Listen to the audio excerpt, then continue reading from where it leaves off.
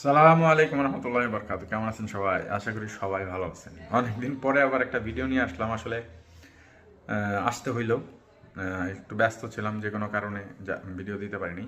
তো এখন যেটা আমি বলতে চাইতেছি সেটা হইতেছে, যারা পড়ানোর জন্য ট্রাই করতেছেন তাদের জন্য আলহামদুলিল্লাহ ভালো একটা সংবাদ যে এখন থেকে ভিএফএস টোটালি ক্রস মানে বন্ধ। এখন থেকে সরাসরি আপনারা অ্যাম্বাসি থেকে ডেট নিতে পারবেন। এতে নিয়ে আপনাদের এক্সট্রা যে একটা অ্যামাউন্ট নষ্ট হইতো, ৮০, ৯০, ১ লাখ করে যে টাকাটা নষ্ট হইতো, সেটা এখন থেকে আর হবে না। তো সেটা আপনাদের সেভ হবে।